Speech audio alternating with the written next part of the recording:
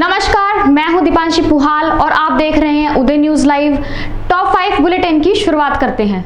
हालात पहले से ही खराब चल रहे थे कि ऊपर से सब्जियों के बढ़ते दामों ने लोगों की परेशानी को और बढ़ा दिया है।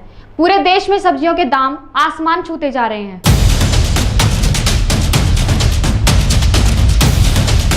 अगर 10 रुपये किलो भी हमें ना बचा तो हम कहाँ जाएंगे? हमने भी तो घर चलाना है कि नहीं? अब इसमें तो सरासर सरकार की गलती है सारी, और किसकी है?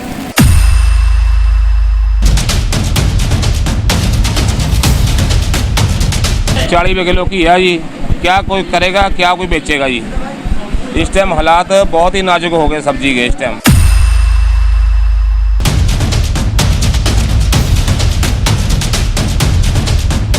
जो मौसम है ना, पहाड़ के ऊपर बरसातें हो रही हैं, माल वहाँ से कम आ रहा है, इसलिए इसका रेट बढ़ रहा है।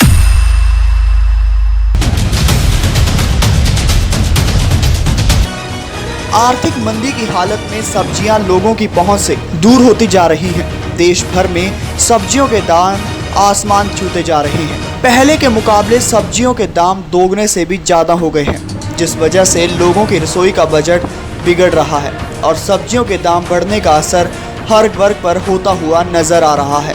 सब्जियों के दाम तो बढ़ने ही हैं जी, पीछे से तो माल आ नहीं रहा।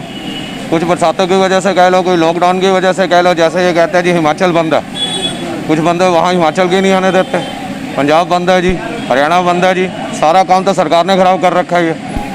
अब मटर जो पहले बिकती थी 60-80 रुपये किलो, आज मंडी में 210 रुपये किलो है। ग्राहक कहता है 240 रुपये किलो दे रही हो, और 210 रुपये किलो ले जाकर इंसान क्या रेट बेचेगा आप बताओ? और गोभी है, गोभी 90 रुपये किलो है यहाँ पे। ग्राहक कहता है जी 100 रुपये किलो महंगी है। टमाटर यहाँ पे 60-70 रुपये किलो मंडी में दे रहे हैं। हम जाते के कहते हैं 80 रुपये किलो, ग्राहक कहता है महंगी है। बताओ, आढ़तियों का माल तो बिक गया, अब हमारे जैसे दुकानदार कहाँ जाएंगे? अगर 10 रुपये किलो भी हमें ना बचा तो हम कहाँ जाएंगे? हमने भी तो घर चलाना है कि नहीं? अब इसमें तो सरासर सरकार की गलती है सारी, और किसकी है? चंडीगढ़ सेक्टर 45 में एक ढाबा मालिक ने फंदा लगाकर आत्महत्या की। आत्महत्या के कारणों का फिलहाल पता नहीं चल पाया। चंडीगढ़ सेक्टर 45 में एक ढाबा मालिक ने फंदा लगाकर आत्महत्या की। आत्महत्या के कारणों का फिलहाल पता नहीं लगा, लेकिन पुलिस की माने तो कहा जा रहा है कि तंगहाली इसकी एक बड़ी वजह हो सकती है। फिलहाल पुलिस ने मृतक के शव को कब्जे में लेते हुए जांच शुरू कर दी है। मृतक की पहचान बंगाल के रहने वाले राजू के रूप में हुई, जो पिछले काफ़ी समय से चंडीगढ़ सेक्टर 45 में ढाबा चला रहा था। करनाल में आज 84 कोरोना पॉजिटिव नए मामले आए सामने। 3 लोगों की आज कोरोना से हुई मौत। सिविल सर्जन योगेश कुमार शर्मा ने दी जानकारी।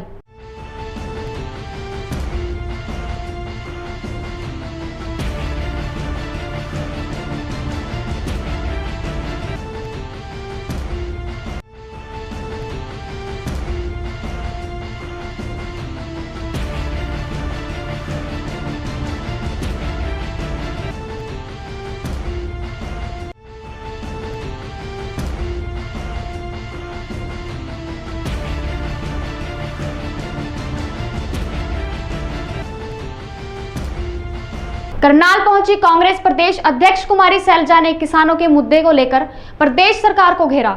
वहीं प्रदेश में कोरोना को लेकर हो रही ऑक्सीजन की कमी पर भी सरकार ने निशाना साधा। आज करनाल पहुंचे आप? जी, आज हम यहाँ आए हैं संदीप जी की माता जी के दुखद निधन पर। कुछ दिन वो बीमार रहे। इस परिवार का इस पूरे इलाके में बहुत योगदान रहा है, तो ये दुख की घड़ी में हम इनके साथ हैं। यहाँ पर हमारे और भी साथी करनाल में एक दो जगह मुझे और जाना था, गोपाल सहोत्रा जी के पिताजी, लेकिन कोविड के कारण उनका देहांत हुआ, तो मैं अभी नहीं जाऊँगी, बाद में उनके यहाँ किसी समय जाएंगे। मैम, बीजेपी कह रही है कि किसानों को बरगलाया जा रहा है, जिसलिए वो सड़क पर आ गए हैं, और लाठीचार्ज भी हुआ। आपने भी देखा, हमने भी देखा। ऐसा है, किसानों को बरगलाने वाला कौन है? किसान खुद समझते हैं कि उनके साथ क्या हो रहा है। कोई बाहर से नहीं आ रहा उनको बरगलाने के लिए। किसान समझदार लोग हैं, और अगर किसानों की ये भारतीय जनता पार्टी सरकार सुनती तो शायद ऐसी स्थिति पैदा ना होती। कोई भी कानून लाने से पहले जो स्टेक होल्डर्स हैं उनसे बातचीत करना ज़रूरी होता है। इन्होंने किसी बातचीत में कभी विश्वास तो रखा नहीं। आप देख रहे हैं ऊपर से नीचे एक के बाद एक काले कानून ले आते हैं और लोगों को मजबूर कर देते हैं कि वो सड़क पर उतरें। पिछले दिनों भी आपने देखा कि किसान लोगों को सड़क पर मजबूरन उतरना पड़ा और उन पर किस तरह से इन्होंने लाठीचार्ज किया। सारा देश देख रहा है और किसानों के ऊपर इस तरह की बात मढ़ देना कि उनको समझ ना हो, ये इनकी बहुत बड़ी भूल है। 3 सांसदों कांग्रेस पार्टी किसानों के, आड़तियों के, मजदूरों के साथ है। हमने पहले भी कहा था कि जो इनके हित के खिलाफ कार्य होगा उसके खिलाफ कांग्रेस पार्टी खड़ी रहेगी और किसान, मजदूर, आड़तियों के साथ कांग्रेस पार्टी है। मैम, जो 3 सांसदों की कमेटी बनाई है उसमें धर्मवीर जी यहाँ करनाल पहुँचे थे। उन्होंने कहा था किसानों पर लाठीचार्ज छोटा मैटर है, मैं इस विषय पर नहीं बोलूँगा, ये स्टेट का मैटर है। नहीं, ये छोटा मैटर अब सांसद कमेटी, मैं सांसद भी नहीं कहूँगी, कमेटी कह देती है कि छोटा मैटर है। इनके लोग, सरकार के लोग कह देते हैं कि लाठीचार्ज हुआ ही नहीं। तो आप बताइए कि ऐसी सरकार का, ऐसी पार्टी का प्रदेश क्या करेगा? क्या हरियाणा वासी इन लोगों पर विश्वास कर सकते हैं? दुनिया ने देखा लाठीचार्ज हुआ, तो क्या जैसे किसान लहूलुहान हुए, तो क्या ये छोटा मैटर था? और या ये हुआ ही नहीं? हम चाहेंगे कि माननीय मुख्यमंत्री जी इस पर ज़बान खोलें, माननीय प्रधानमंत्री जी सामने आए और इस पर अपनी बात कहें कि क्यों लेकर आए हैं इस तरह के कानून और किसान के हितों को क्यों दबाया कुचला जा रहा है। मैम, एक कंगना सवाल रनावत की बात आती है तो गृह मंत्री जी अपना बयान देते हैं, लेकिन मैम, एक सवाल और हरियाणा के अंदर जो किसानों के ऊपर लाठीचार्ज हुआ उसके ऊपर बोलने से बचते हैं। आपको लगता है कि सिर्फ यानी कि मामला विपक्ष पर हमला बोलने तक है, सच्चाई पर कोई नहीं बोलना चाहता? सच्चाई जो इनके सामने मुंह बाए खड़ी है वो इन्हें दिखती नहीं है। इनकी आदत रही है कि ध्यान बांटना, असली मुद्दों से ध्यान बांटना। कभी किसी चीज़ पर चले जाते हैं, कभी किसी चीज़ पर चले जाते हैं, अब चाहे बॉलीवुड की बात हो या कोई और हो। उन पर सरकार को जाना मैं नहीं समझती एक वाजिब बात है। जो असली बात है सड़कों की, लोगों की, आम लोगों की, किसानों की, गरीबों की, उस बात पर क्यों नहीं आते? क्या उन्हें दिख नहीं रहा? देश, हमारा पूरा देश एक कृषि बाहुल्य देश है। हरियाणा राज्य कृषि बाहुल्य राज्य है।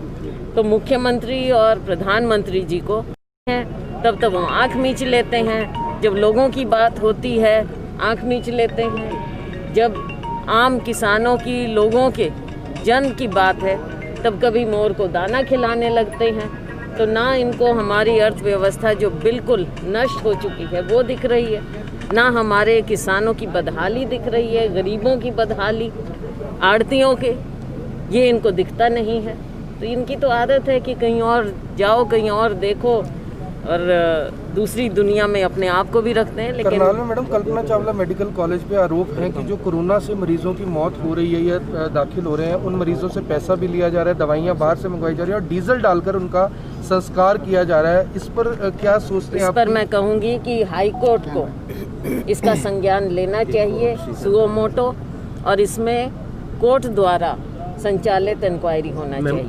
कोरोना के मामले लगातार बढ़ रहे हैं और पंजाब ने ऑक्सीजन देने से मना कर दिया है और हरियाणा में ऑक्सीजन की कमी की बात सामने आ रही है। किस तरीके से आप देखते हैं? हम पहले दिन से कह रहे हैं कि ये सरकार केवल अंधेरे में तीर मार रही है। ना यहाँ पर व्यवस्था है कोरोना से लड़ने की, ना इनके पास जो स्वास्थ्य सुविधाएं आम लोगों को मिलना चाहिए वो है, कुछ समझ में नहीं आ रहा। ना टेस्टिंग का भी बुरा हाल है हमारे राज्य में। तो असली पिक्चर क्या है ये तो अभी तक छिपी की छिपी हुई है। कुछ आंकड़े सामने आ जाते हैं तो लोग समझते हैं ठीक है। ना लोगों को आज के दिन लोगों को इसकी गंभीरता के बारे में बताया नहीं जा रहा है और केसेस दिन ब दिन बढ़ रहे हैं। तो सरकार तो एक कंफ्यूज सरकार है, कभी कुछ कहती है कभी कुछ कहती है। कंफ्यूज सरकार है, लोगों से दूर है, ज़मीनी हकीकत का इन्हें कुछ मालूम नहीं। एक आखिरी सवाल, करनाल में एक मैम गैंगरेप हुआ है, शायद आपकी जानकारी में भी आया होगा, और उसमें महिला को ही गिरफ्तार कर लिया था हनी ट्रैप के मामले में। नाम जो आया है वो तहसीलदार का आया है और प्रताप स्कूल के मालिक अजय भाटिया का आया है, लेकिन इस पर अभी तक कुछ सामने निकल कर नहीं आया। क्या सरकार तथ्य छिपाना चाह रही है? असलियत सामने आना चाहिए, असलियत सामने आए। आखिरी सवाल है मैडम, आखिरी सवाल है कि स्वास्थ्य सेवाओं की जब बात आती है तो सरकार कहती है कि हम इतने 1000 करोड़ का बजट है, लोगों को स्वास्थ्य सुविधाएं बेहतर मिल रही हैं और मुख्यमंत्री जी मेदांता में जाकर इलाज करवाते हैं, जो स्वास्थ्य मंत्री है वो मैक्स में इलाज करवाते हैं। किस तरह से देखते हैं इसको? आम जनता को क्या मिल रहा है? आप पहले दिन से देखिए, जब से कोविड का कहर हमारे देश में, प्रदेश में आया है, इस सरकार ने कोई भी सुविधा कहीं भी उपलब्ध नहीं करा पाई है। चाहे उस समय हमारे प्रवासी नागरिकों की बात हो, चाहे गरीबों की बात हो। आपको याद दिलाना चाहूँगी मैं कि जब शुरू में दिक्कत आई थी तो आम लोगों ने, हमारे जो समाज की संस्थाएं हैं, उन्होंने आगे बढ़कर, हमारे कांग्रेस के जो वर्कर हैं, उन्होंने आगे बढ़कर जन सेवा की थी। प्रशासन और सरकार की ओर से कोई व्यवस्था नहीं थी, बल्कि आपको याद दिलाऊं कि अफसर भी इन संस्थाओं को फ़ोन कर कर के कहा करते थे, इतने लोगों का आप इंतज़ाम कीजिए, इतनों का खाना कीजिए। तो सरकार ने आज तक किया क्या है, मालूम तो पड़े, और किसका किस तरह से इलाज हो रहा है इसके बारे में भी मालूम होना चाहिए। कितना पैसा कहाँ पर लगा है इसके बारे में मालूम होना चाहिए। ये जनता का पैसा है। आज के दिन पूरे प्रदेश का, मैं देश की बात अलग छोड़ती हूँ, इस समय प्रदेश का पूरा बजट अंधकार में चल रहा है, ना कोई विकास के कार्य हो रहे हैं। कोविड के नाम पर आपने कोई पारदर्शिता रखी नहीं है। आम जनता को मालूम नहीं है कि उसको स्वास्थ्य सुविधाएं कहां से मिलेंगी। आम जनता को मालूम नहीं है कि विकास के कार्य कैसे होंगे। जो गरीब लोगों के लिए स्कीमें आई थी उनका कुछ मालूम नहीं, मनरेगा का कुछ मालूम नहीं। बड़े बड़े घोटाले दिन ब दिन होते चले जा रहे हैं। जिस दिन से सरकार आई है घोटाले पर घोटाले चल रहे हैं। अब देखते हैं रोज नए घोटाले, लेटेस्ट होमगार्ड्स वाला घोटाला भी आया, चाहे शराब का घोटाला लीजिए, चल ही रहा है। अभी भी रोज तस्करी का मालूम पड़ता है, हर शहर से आती हैं। जांच के बाद सभी में क्लीन चिट मिल जाती है, इसको किस तरह से देखते हैं? क्लीन चिट, अगर इस तरह से क्लीन चिट मिलती रहेगी तो जो सरकार पर आम जनता का विश्वास पहले से ही नहीं था वो बिल्कुल ही खत्म हो जाएगा। ये तो ये कहना हुआ कि मर्डर हुआ और कोई कातिल ही नहीं है, ये तो इस तरह की बात हो रही है सरकार में। तो लोगों का विश्वास पहले ही नहीं था, फिर तो बिल्कुल उठ जाएगा। शुक्रिया मैम। बिजली निगम के कर्मचारियों ने भिवानी डिवीजन स्तर पर ऑनलाइन तबादला नीति का जोरदार विरोध किया।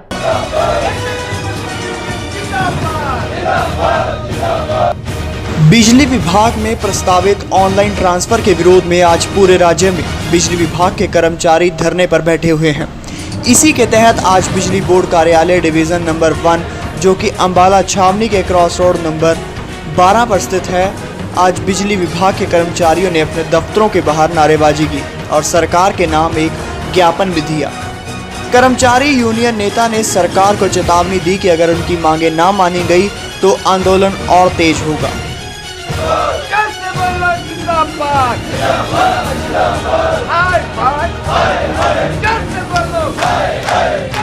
आज पूरे प्रदेश में ऑनलाइन ट्रांसफर पॉलिसी को लेकर के हमारा प्रदर्शन किया जा रहा है। हम प्रदर्शन कर रहे हैं जिसमें कि ऑनलाइन पॉलिसी, जो ट्रांसफर पॉलिसी की गई है, उसके विरोध में हम कार्यकारी अभियंता में को पूरे प्रदेश में अपनी मांगों का ज्ञापन सौंपेंगे। जो बिजली के अतिरिक्त सचिव हैं टीसी गुप्ता जी, उनके नाम ज्ञापन जाएगा। उनसे निवेदन करते हैं कि हमने 10 तारीख को पूरे प्रदेश में सब यूनिट लेवल पे, जो हमारी निचली काजी है, सब यूनिट स्तर पे, एसटीओ स्तर पे जो है, हमने एक बहुत बड़ा प्रदर्शन किया। तब भी आप नहीं चेते। आज पूरे प्रदेश में एक्शन लेवल पे, कार्यकारी अभियंता लेवल पे, जिसमें हमारी अंबाला कैंट की 5 सब यूनिटें और 6ठी जो है एचबीपीएन की जो हमारी इकाइयां हैं, चाहे वो बराड़ा की है, चाहे केसरी की है, चाहे एचबीपीएन की है, चाहे नंबर 2 की है, बव्याल की है, नंबर 1 की है, सारे कर्मचारी, सारे पदाधिकारी यहाँ मौजूद हैं और इसका विरोध कर रहे हैं कि हमें ट्रांसफर पॉलिसी नहीं चाहिए। क्योंकि हमारा कोरोना काल में पूरे प्रदेश के कर्मचारियों ने, बिजली कर्मचारियों ने एक योद्धा के समान, कोरोना योद्धा के समान लोगों को बिजली मुहैया कराई। एक एक पल भी जो है बिजली बंद होने नहीं दी। और आज बिजली के तारों का जाल इस तरह फैला हुआ है, कर्मचारियों की संख्या कम है और ऐसी स्थिति में ट्रांसफर पॉलिसी आती है, जो कर्मचारी अंबाला कैंट से अंबाला सिटी जाएगा उसको लाइनों के बारे में कुछ नहीं पता और एक्सीडेंटल केस रेशो अधिक से अधिक संख्या में बढ़ेगा, जिसकी पूरी जिम्मेवारी बिजली विभाग के अतिरिक्त सचिव टीसी गुप्ता जी का है, जिन्होंने ये तुगलकी फरमान बिजली निगम में लागू किया है। और अगर यही हाल रहे, जिस तरह से तुगलकी फरमान आ रहे हैं कि कंप्लेंटों को इतने समय में किया जाए, इतना ऑनलाइन किया जाए, उसको जो है हफ्ते में किया जाए, नहीं तो कर्मचारियों के तनख्वाह में से पैसे काट दिए जाएंगे, इसका भी हम घोर पुरजोर विरोध करते हैं। और इस विरोध का जो है जुम्मा अगर कर्मचारी 54,000 पूरे 54,000 प्रत्येक कनेक्शन के रेशो के हिसाब से कर्मचारियों को पूरा कर दें, हमारी जिम्मेदारी बनती है कि हम उसको जो है फॉलो करेंगे। लेकिन कर्मचारी जो है 8 और कनेक्शन जो है 100, किस तरह से चल पड़ेगा? तो इस करके पूरे प्रदेश में जो हालात आज पैदा हो चुके हैं, वो कोरोना काल को देखते हुए हम फिर भी अपने आंदोलन को धीमा कर रहे हैं। लेकिन अगर यही स्थिति रही, अगर एक भी कर्मचारी को बदला गया, तो पूरे प्रदेश में ये आंदोलन एक बहुत बृहत आंदोलन की रूपरेखा लेगा। कब तक चेतावनी देते हो आप सरकार? हम आज हमारी जो है हाई पावर एक्शन कमेटी की मीटिंग है, उसमें फैसला लिया जाएगा कि किस तरह से आगे का आंदोलन आगे चलेगा। हम टीसी गुप्ता जी से निवेदन करते हैं, जो अतिरिक्त सचिव हैं हमारे पावर सेक्रेटरी, उनसे निवेदन है कि हमारी हाई पावर एक्शन कमेटी को, हमारी वार्ता समिति को तुरंत बुला करके इस बात पे जो है आप समाधान करें। अगर नहीं समाधान होगा तो आंदोलन आगे हमारा चलता रहेगा। धन्यवाद।